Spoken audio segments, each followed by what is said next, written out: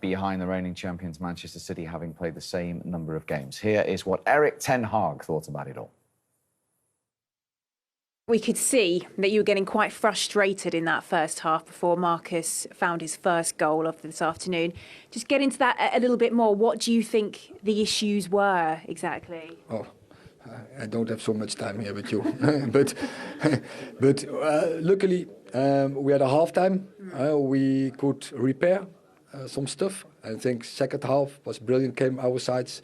I think it was the way I want to see our team playing. It was a lot of pleasure, but it has to do with getting into the right positions. It has to do with playing simple football, playing between the lines, runs behind, and it was enjoyable to watch. And we create so many chances, and we scored great goals.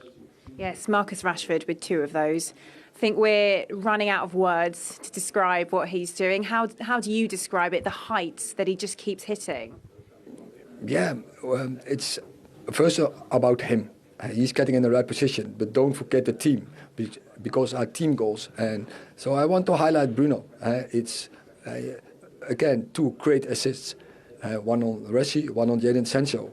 And so he has to receive the balls, otherwise he can't score. And Bruno is one, of course, also the one from Fred, beautiful as well.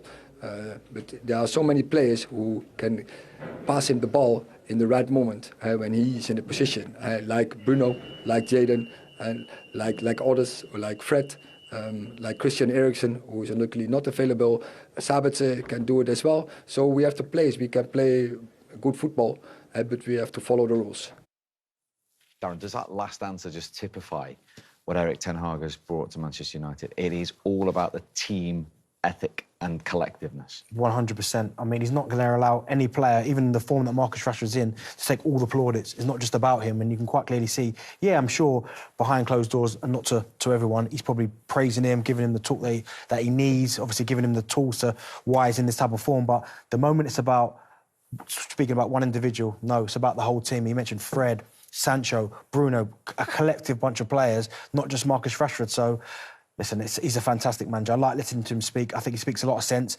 We can quite clearly see that he's creating a culture there at Manchester United where never no one player is going to be bigger than the rest of the squad. How has he united such a fragmented dressing room in such a short space of time? Well, he's obviously come with a pedigree. He was successful in his previous job. He can obviously manage, and you know, you've got to try to gather not only 25 odd players together, but a whole club. You know, training grounds are big places now, and you spend a lot of your life there, and trying to keep a great spirit amongst about 100 plus people is not easy.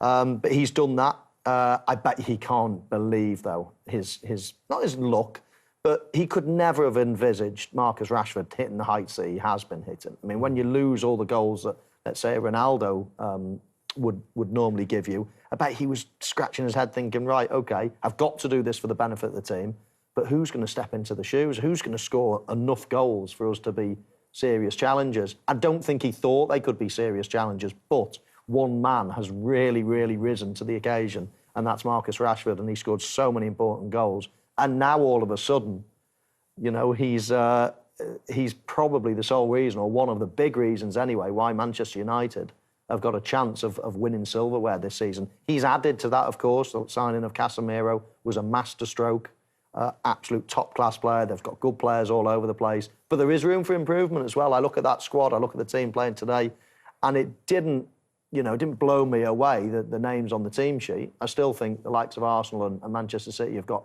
better players at the moment. But I think this manager is going somewhere. And the whole feeling around the club, maybe a new takeover, the fans are purring again. It just feels like Manchester United are on the way back. Yeah, and it feels like an old Manchester United week ahead. Barcelona at home in Europe at 2-2 and a Wembley Cup final. We could be sitting here in a week's time. They might have a place in the last 16 of the Europa League and a trophy in the cabinet. Yeah, that is certainly Manchester United of old, and something that we've not seen from Manchester United for a while.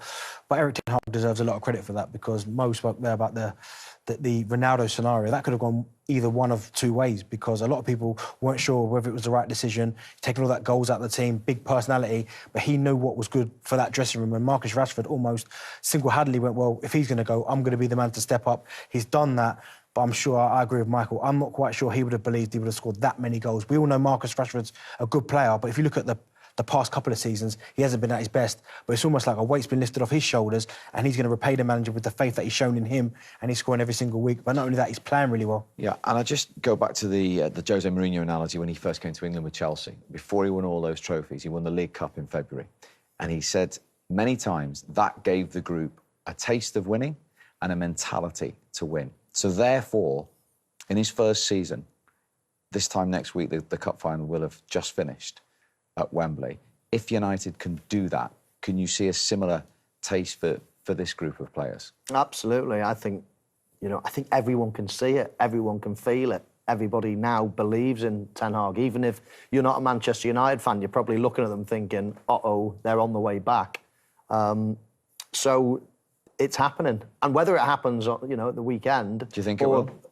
Probably, I think Newcastle have been a little bit unlucky. Obviously, the goalkeeper situation, 1 or 2 injuries. They're not in the form that they were earlier on in the season. It all points to a Manchester United win at the moment. And as you say, if that happened, then all of a sudden you can just feel this momentum starting to gather. And you can already feel it. It's a question of when. But if they can do it this weekend and get that first bit of silverware, then you can see it sort of, happening quicker than anybody had envisaged, really. Because that could be a watershed moment. It's 6 years since they won anything, Manchester United. Yeah, it could be the start of things to come. We know that Manchester City certainly have had a dominance on this trophy for the last few years, and look at the kick it gives them. I mean, they win it every single year, and all of a sudden, second half of the season, they're right at it. But if Manchester United could go on and win this in Ten Hag's first season, then I think it will be a bit of a worry for other teams, because you're right, they've got the whole takeover news come in. They're certainly a lot closer to the title than a lot of people thought.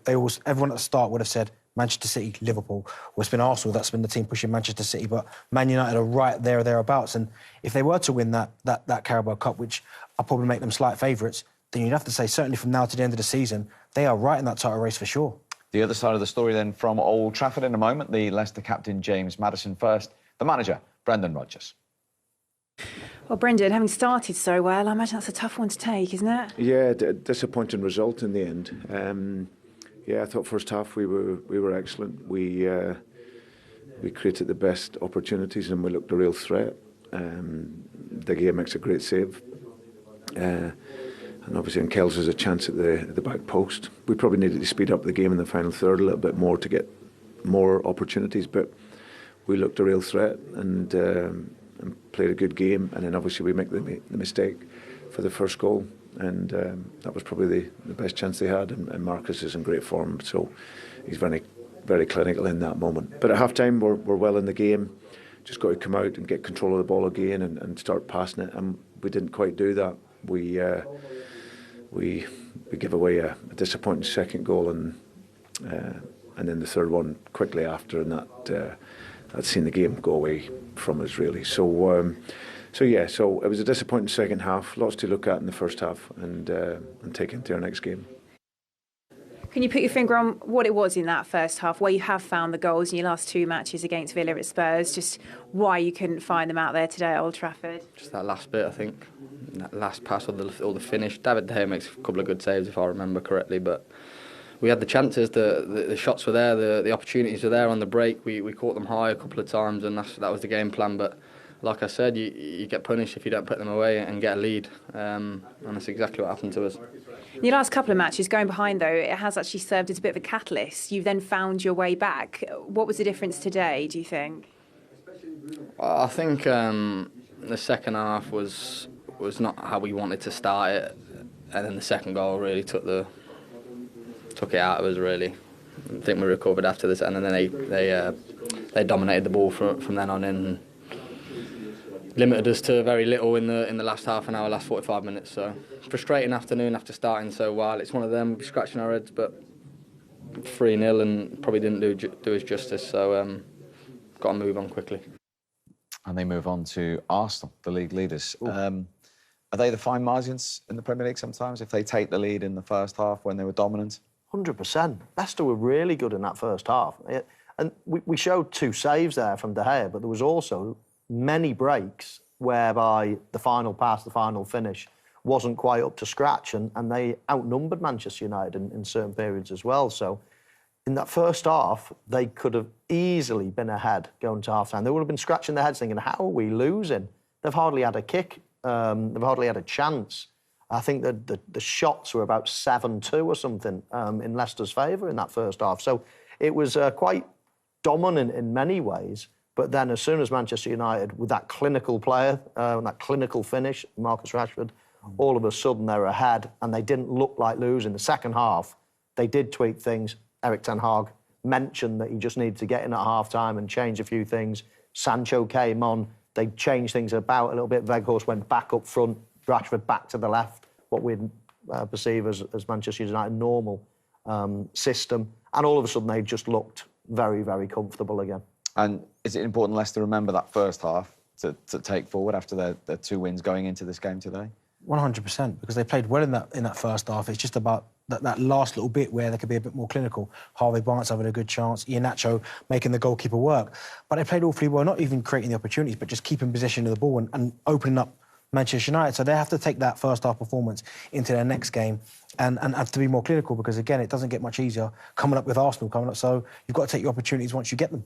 Just back to United, the fact that they were in front at half-time with a clinical striker, not playing well, and in the lead, is that just exactly where they're at the moment? Oh, when things are going well, it just flows, doesn't it? You know, when things aren't going well, you're missing chances and somebody goes up the other end and has one kick on your goal and it goes in. It's like, it just happens like that. Football's a cruel game sometimes, but when you've got someone like Rashford in really good form, confident as he's ever been, then you've always got a chance, and it showed again today. Gentlemen, thank you for your company as always today. So Manchester United and Spurs, the winners on this Premier League Sunday, both in those Champions League places, both with a foundation to push forward from the three of us. We'll see you soon.